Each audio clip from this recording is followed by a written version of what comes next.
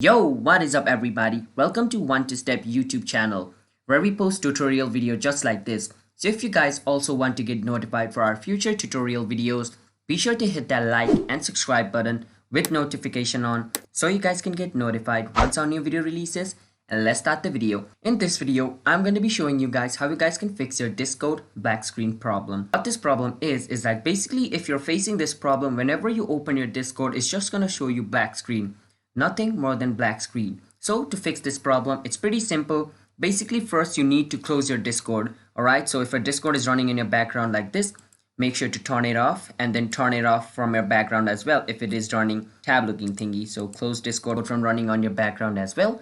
After you close Discord, basically what you want to do is, open Discord again. Basically what we did is we restarted Discord. Sometimes it's a problem with some kind of bug on Discord, and simply restarting it will fix it. But if restarting it didn't fix it, then the other option is basically, after closing Discord and, closing it from running in background as well, basically right click on your Discord icon on your Windows. So once you right click on Discord, this is going to show up. Now, once you're over here, you want to click on at the bottom where it says properties.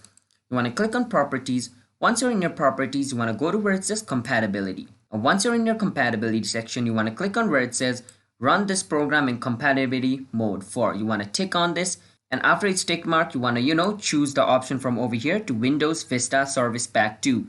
If your device has Windows Vista Service Pack 3, then make sure to choose Service Pack 3, but if it doesn't, then just choose on Service Pack 2. Choose it and then click on apply, and after you apply, click on OK and then open Discord again, and your problem should be fixed. And if your problem is still not fixed, then the last option is to delete Discord and reinstall it again. This should fix it. If you guys found this video helpful, then be sure to hit that like and subscribe button to our YouTube channel One to Step to get notified for a future tutorial video as well. And I'll see you guys on my next video. Until then, bye bye.